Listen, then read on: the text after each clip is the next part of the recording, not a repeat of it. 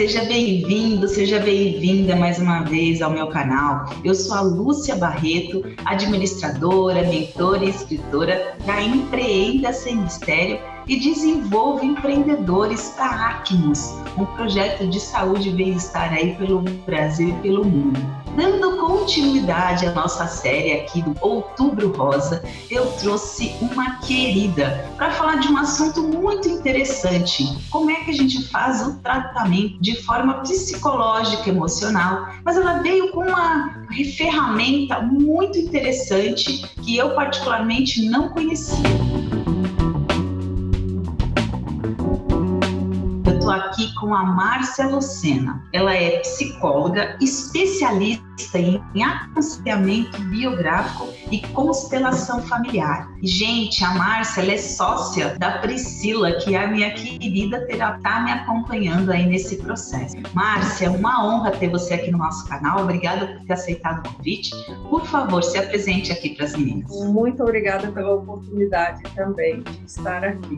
Eu sou, então, Márcia Lucena, sou psicóloga, faz mais de 30 anos, né, que estou na profissão. Venho passando por várias formações, muitas formações na linha da psicologia, mas sempre me faltava alguma coisa para complementar esse processo, até que há uns 15 anos atrás eu encontrei a antroposofia, e daqui a pouco vocês vão saber o que é essa palavra. E esta antroposofia, né, e todo o conhecimento que ela traz com a formação em aconselhamento biográfico, juntou para mim tudo que eu buscava de conhecimento no ser humano. Enfim, minha alma se abriu por inteiro, onde eu pude olhar para o ser humano de forma muito mais ampla, olhando esta humanidade desta pessoa que está aí na minha frente.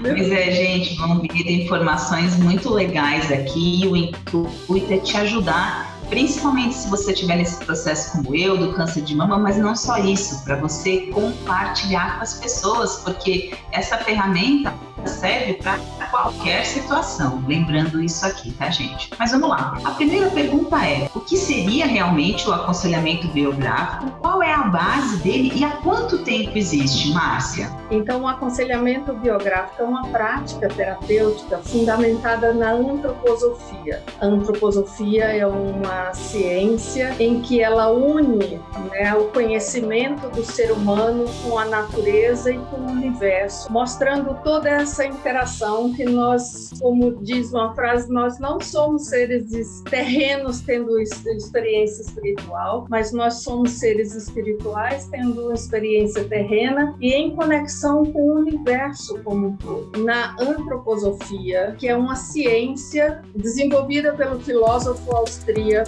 chamado Rudolf Steiner, na década de 1920, mais ou menos 1900, e a partir daí da antroposofia surgem vários impulsos, como a medicina antroposófica, a pedagogia Waldorf, a agricultura biodinâmica e várias outras práticas. O aconselhamento biográfico, ele vai tratar, né, e olhar para a biografia de cada indivíduo. Muitas perguntas que a gente tem, que é de onde vim, onde estou e para onde vou, a gente pode olhar a partir desse ponto de vista. A antroposofia, então, já tem mais ou menos 100 anos, e o aconselhamento biográfico, ele foi desenvolvido por uma médica e um psiquiatra holandês, Bernard Liebler, e a doutora Gudrun Burkhardt, que aqui é brasileira, e ela começou a dar esses cursos de formação biográfica na Europa, e em 1993 começou aqui no Brasil a dar esta formação. Meninas, olha que interessante, né? Como é que eu, curiosa do jeito que eu sou, nunca tinha escutado falar. Eu tô assim, por isso que eu sou muito grata a tudo que está acontecendo comigo, que vai ser uma forma de eu continuar ajudando ainda mais vocês. E até algumas pessoas perguntaram assim: nossa, mas você tá tão tranquila. Até falaram que estava um pouco fria. Não, gente, choro.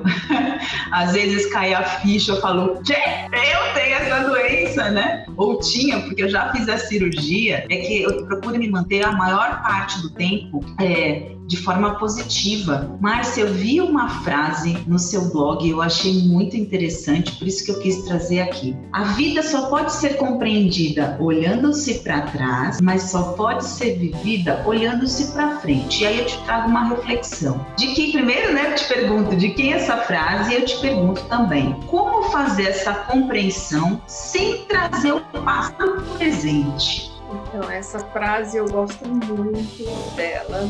Soren Kierkegaard é um filósofo dinamarquês que ele traz como fundamento essa responsabilidade do indivíduo sobre si mesmo. Então, quando a gente escuta a vida, ela precisa ser compreendida olhando-se para esse passado, porque o passado eu não posso negar. O que foi, o que aconteceu, é tudo o que eu vivi de bom e de ruim, eu tenho que integrar, mas eu não posso ficar vivendo olhando para esse passado. Eu não posso dirigir um carro olhando o que vem para trás. O que vem para trás apenas me orienta a dar uma direção a seguir. Ou eu saio naquele momento ou eu aguardo um pouco.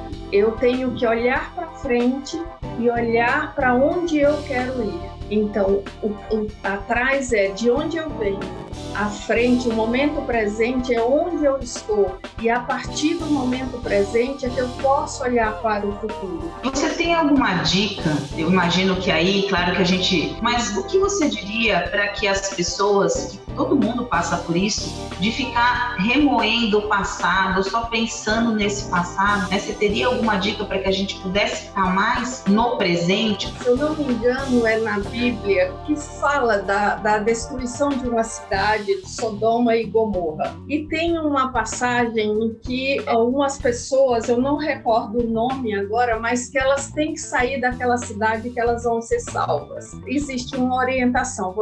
Aconteça o que acontecer, você não olha para trás. E uma das pessoas, ela curiosa em função do barulho das explosões, ela olha para trás. Imediatamente ela fica petrificada. É isso que acontece quando a gente olha, fica dirigindo a nossa vida para o passado, né? Olhando para trás, não aceitando aquilo que veio ao nosso encontro. Nós paralisamos na vida, paralisamos e não temos como tomar posse da nossa vida, fazer as escolhas necessárias para seguir à frente. Tem uma frase do Viktor Frankl que ele diz: não é o que a vida fez, é o que eu faço com o que a vida fez comigo. Pois é, meninas, quando você se sentir paralisada, pensa que você precisa dar só mais um passo. É aquela história lá do amigo do Exupéry, né, do Pequeno Príncipe, que ficou preso lá nos Alpes, né, ele foi fazer uma entrega, enfim, resumindo a história aqui, ele caiu do avião e ele pensou assim, que bom, a minha família tem um seguro de vida. Só que aí ele lembrou que ele tinha que estar lá, né, mesmo que ele não tivesse mais em vida, o corpo tinha que estar presente, então ele pensou, mesmo com a perna quebrada, só mais um passo. E assim ele conseguiu chegar até um lugar e ele foi resgatado e ele sobreviveu. Então, pensa que é só mais um passo. Ao invés de olhar lá longe o objetivo que você tem para sua vida, pensa assim, qual é o passo pequeno que eu posso dar agora para que as coisas comecem a acontecer, tá? A próxima pergunta é, o que são os setênios? São ciclos de 7 anos, de 7 em 7 anos, em que a cada ciclo nós passamos por processos de desenvolvimento, por algumas mudanças na vida. Nós passamos por crises, nós passamos por transformações que nos levam à fase seguinte. Essa sabedoria dos setênios, ela já existe há muitos anos, há milhares de anos. A antroposofia, ela resgata um pouco esse processo, 0 a 7 anos, 7 a 14, 14 a 21, esses são os períodos que vai até o final da nossa vida. Os chineses falam que nós temos 3 grandes ciclos na vida. Nós levamos 20 anos para aprender, 20 anos para lutar, 20 anos para nos tornar sábios. Vamos olhar essa vida, esse processo da vida como os primeiros 21 anos, ou seja, 3 setênios que nós temos, é para estruturar a nossa vida, o nosso corpo, o nosso estar no mundo a nossa personalidade. Os 21 anos seguintes, ou seja, dos 21 aos 42 anos, nós estamos no palco da vida. Nós passamos por muitas transformações, nós vamos para o mundo conquistando um trabalho, um emprego, um casamento, o nosso lugar no mundo. Em diante, qual é a minha missão, onde é que eu estou, onde é que eu me coloco, como é que eu transformo tudo que eu aprendi na vida a partir desse autodesenvolvimento. Como eu me torno sábio, como a minha história se torna a minha filosofia. E é o que eu costumo dizer, né? Apesar de ser desafiador, quanto mais rápido a gente aceita a mudança que chega, parece que fica mais leve passar por ela. Por isso que é tão importante, meninas, esse apoio de um profissional especializado. Muita gente acha, Márcia, que fazer terapia ou qualquer tipo de trabalho desse, você tá doido, você tem algum problema sério, ou você acha que você não tem, aí você vai ter se começar a fazer. É o que eu sempre falo aqui para as minhas clientes, para o meu time, para todo mundo que eu sempre tenho aqui acesso como mentora. Vai lá e experimenta. Se você não gostar, procura outra pessoa. O santo tem que bater, né, Márcia? Eu acho que assim, cada profissional tem um estilo, né? Você não pode desistir no primeiro que você vê. Você tem que procurar até você encontrar aquele que mais encaixa, né? Eu sou uma pessoa que eu estudo muito, então eu achei o máximo, porque tudo que eu perguntava, ela já tinha escutado, mesmo que ela não trabalhava, no fim, ela até acabou indicando você pra gente fazer esse trabalho aqui, tá? Mas vamos lá. O que são os ciclos e como eles influenciam os setênios? Eu achei muito interessante essa questão, né, desses ciclos. Márcia, fala um pouquinho pra gente. Então, os ciclos, eles são as etapas que a gente passa na vida. Entre o nascimento e a morte é onde está a nossa biografia. Está entre o portal de nascimento e o portal da morte. É onde se dá a nossa biografia, a nossa história de vida. Os ciclos são as fases que nós passamos. Então, nós chegamos neste mundo como um bebê, até os 3 anos de idade, olha quanta transformação saiu de um ser completamente dependente para uma criança que começa a olhar para o mundo, se desenvolver no mundo. Depois eu vou para a fase que eu já ando, eu já penso, eu já falo a mim mesmo como eu. Eu sou a única pessoa que posso me referir a mim mesmo como eu. Não posso olhar para você e dizer eu. Eu digo apontando para mim mesmo e para o centro do meu ser, eu. Então, os ciclos, eles vão falando dessas mudanças. Então, é como se fossem os ciclos estão alinhados com a natureza. Então, eu posso olhar para a natureza e para o meu ano e dizer, tem a primavera, verão, outono e inverno. Se a gente olhar na vida, também nós temos a nossa primavera, o nosso verão, quando nós estamos no ápice da nossa vida, o outono e depois, na velhice, o inverno da nossa vida, onde a gente se recolhe, onde a gente está mais voltado para si mesmo e não mais para o mundo. Então, os ciclos, eles acompanham esses processos da natureza na nossa vida. E por isso que a gente tem que se cuidar agora.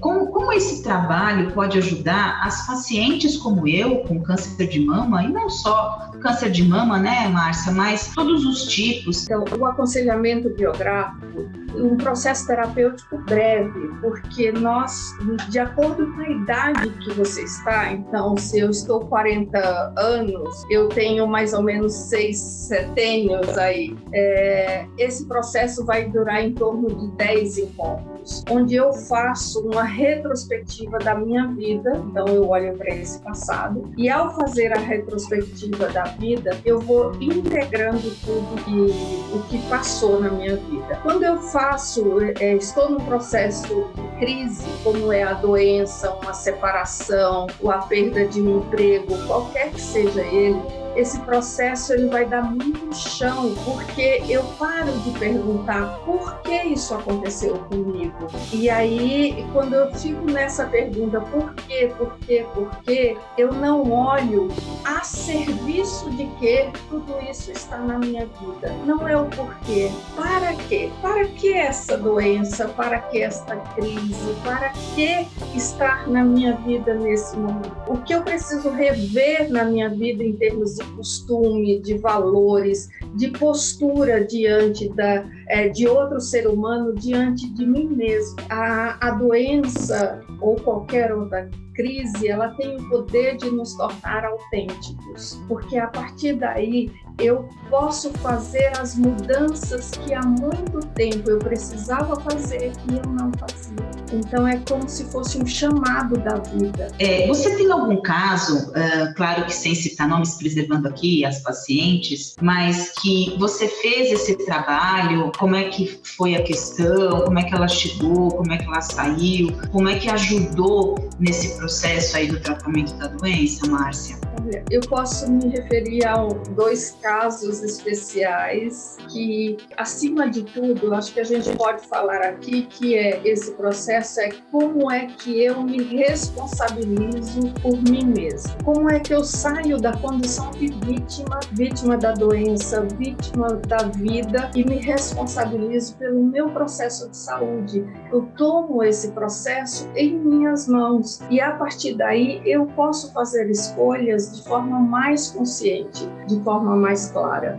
Então, eu posso colocar uma paciente que, para mim, é muito cara e foi um grande presente da vida, em que ela tinha 80 anos. Ela veio com um processo, com a recomendação médica, com um processo já de câncer avançado, mas era uma pessoa muito simples e ela tinha o básico da leitura. E esse processo do aconselhamento, ele envolve perguntas a respeito das fases da sua vida. Do 0 a 7, 7 a 14, você vai recebendo perguntas orientadoras que vão te remeter a esse olhar para a vida. E ela não sabia escrever, então o marido dela, também de 80 anos, foi convidado a participar do processo e ele passou a entrevistar ela e a fazer todo esse processo de retrospectiva da vida dela. E foi muito rico. Ela também era costureira e esse processo ele tem 3 instâncias: o pensar, o sentir e o agir. Nós trabalhamos com a parte do sentir com pintura, com aquarela, integrando o sentimento, integrando as dores, integrando tudo através de imagens e de pinturas. Mas ela não sabia pintar ou pegar, não tinha essa destreza de pegar no pincel, mas ela era costureira e ela começou a bordar a sua biografia, a sua história. E ao final desse processo, no final do ano, eles reuniram toda a família dela e o próprio marido contou a biografia dela para os familiares. Então foi algo em que deu essa integração para ela de quem ela era, de toda a sua história. Foi extremamente rico e empoderador. A outra pessoa, uma mulher de 60 anos mais ou menos, ela descobriu um câncer e ela estava num casamento de 15 anos e todo esse processo ela foi descobrindo coisas que há muito tempo ela desejava fazer e ela não tinha as forças para poder fazer os processos de mudança que ela precisava. Então, novamente, quando eu digo a doença tem o poder de nos tornar honestos, né, consigo mesmo, porque eu passo a olhar para os meus processos com muito mais verdade. Muitas pessoas que passam por um processo de doença, elas dizem, depois que viveram todo esse processo, elas falam assim: a doença foi uma bênção. Hoje eu sou uma outra pessoa a partir disso. Então todo o processo de mudança que ela precisava fazer, a doença quase que o impulsionou a fazer essas transformações. Isso, se eu não fico na condição de vítima, vale salientar muito. Qualquer coisa que a vida nos coloca ali é quase que uma confiança dizendo: reconstrói as tuas forças, porque você dá conta, você pode, você consegue. Uma das coisas que eu entendi nesse meu processo, Márcia, quem me conhece sabe bem, é exatamente isso, né? Eu cheguei num nível de doação que não soube 1% de olhar para mim, né? E eu falo isso aqui com muita tranquilidade. Se fosse no passado, eu não conseguiria falar que eu preciso de ajuda. Eu comecei essa questão lá em 2020, quando eu tive a minha depressão, né? Eu fiquei com medo de falar para as pessoas, porque eu pensava, como é que eu vou poder ajudar se eu não tô bem comigo mesma? E hoje, se alguma cliente minha, alguma pessoa do time chega falando que passou por isso, eu sei exatamente o que ela tá passando. Então, facilita até no meu processo de ajuda aqui, né? Então, eu agradeço muito você ter aceitado o convite, ter trazido esse conteúdo aqui. Eu que agradeço a oportunidade de falar, me coloco à disposição para responder as perguntas que possam surgir a partir disso, a partir desse processo ou de outros processos que possam trazer. Meninas, então é isso. Um grande abraço virtual e até a próxima. A ideia, gente, não é falar da constelação aqui. Olha, rende um outro vídeo, hein, Márcia? Quem sabe a gente não faz aí, talvez só sobre esse tema, né?